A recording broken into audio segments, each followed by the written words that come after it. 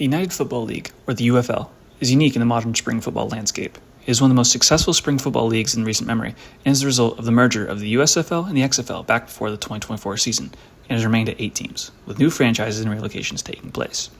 However, over the next few years, there have been plans to expand the league, with 10 teams being the goal by 2028, and a total of 16 teams by 2035.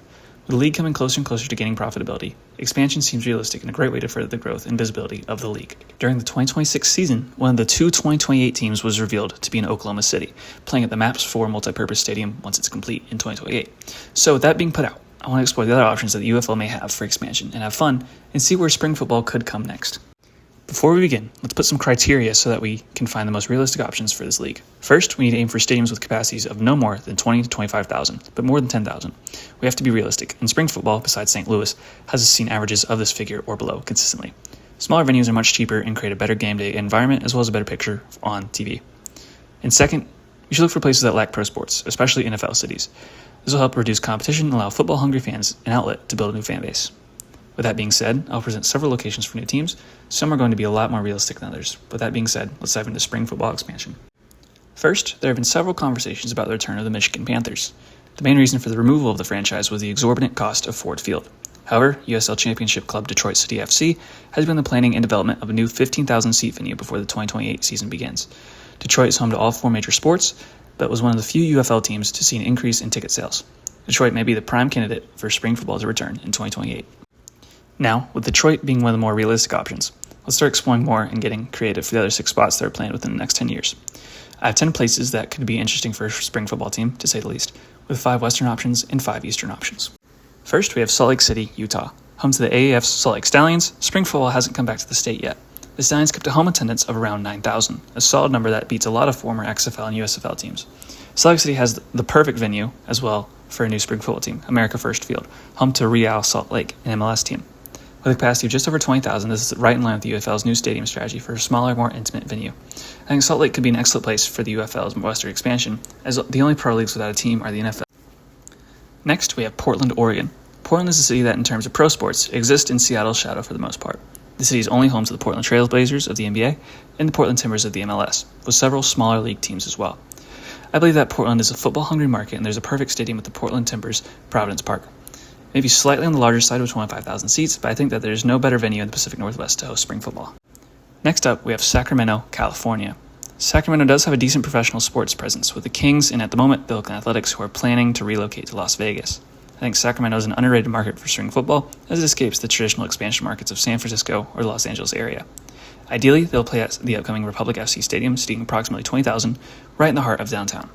Our last California team is San Diego. San Diego has had a lot of heartbreak when it comes to football, with the loss of the Chargers back in 2016 and the very well-attended San Diego Fleet of the AAF, maintaining only the Padres and San Diego FC. The Fleet maintained an attendance of around 20,000 per game, with only one home game of their 4 dipping below that mark. I believe that San Diego is still a market that deserves pro football. I think Snapdragon Stadium can provide an excellent venue for that. Upper levels can be sectioned off depending on demand and attendance, and the venue's 35,000 capacity can comfortably accommodate the San Diego fandom. Lastly, for our Western teams, we have Austin, Texas. This may come as a surprise when San Antonio seemed like a team that should be brought back, and I agree.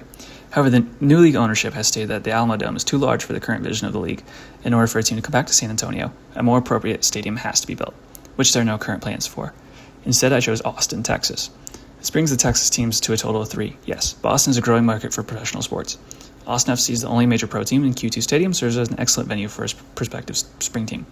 The capacity just under 21,000 is perfect for the league and will provide an excellent game day atmosphere. Now, let us look eastward for 5 options to see if we can get the UFL to branch out from its Midwest and Southern roots. First, I have Richmond, Virginia. Virginia as a whole is starved of professional top-level sports, being home to only a few minor league teams. I think it's time that we change that. I think City Stadium, with a full capacity listed at around 22,000, can provide a great venue for a team. A lot of the stadium is currently partitioned off, as the only tenant of the stadium is Richmond Kickers of USL League One. This may be more of a stretch than other markets mentioned, but it is a fun idea. Taking off the partitions for game day could provide more than enough seating, and it could finally give Virginia a team of its own. Next, we have Charlotte, North Carolina. Don't get me wrong, the Panthers and Hornets of the NFL and NBA are huge here, as well as the several other pro teams. But I believe that with the right marketing and game day experience, the fan-friendly aspect, the UFL could draw a lot of people in this underrated metropolitan area. American Legion Memorial Stadium may be on the smaller side with a listed capacity of 10,500, but with average attendance across the league being just below this number, I think that the capacity will be more than enough for a new market. Next up, we have Rochester, New York. Rochester is an overlooked city when it comes to professional sports, with only a few minor league baseball and hockey teams for a metro population of over 1 million. The venue I've chosen in Rochester is the Rochester Community Sports Complex Stadium, which seats just below 14,000. I think that this would be more than enough and could potentially tap into the die-hard spirit of upstate New York for a new spring team. Next, we have Newark, New Jersey, or New Jersey as a whole. New Jersey has always been a host to New York City's pro sports teams, not really having a team to call their own. The Generals of the USFL tried, but they were cut during the merger along with Philadelphia. I think a return of a truly New Jersey team could create a new fan culture for New Jersey sports fans. I believe that the 25,000-seat Sports Illustrated Stadium could provide the great atmosphere and fan experience that the UFL promotes and strives for. Lastly, we have Chicago, Illinois. It seems that Chicago has been neglected from the spring football scene for quite a while, since the original XFL. Although Chicago has every major sports league in the city, I think that the pure scale of Chicago, the lack of success with the Bears, and the potential for them to leave the city as a whole may attract more football fans than originally thought. I think that SeatGeek Stadium, located outside the city in Bridgefield, will provide a cheap venue and a better atmosphere than a mostly empty, expensive Soldier Field will. Okay, with that being said, those are my 10 proposed sites for UFL expansion. Obviously, some are more speculative and creative than others. But for a spring league, the UFL may have to try new markets in order to find more staying power. What do you think? Where do you want to see a UFL team? Should the league bring back the cut teams?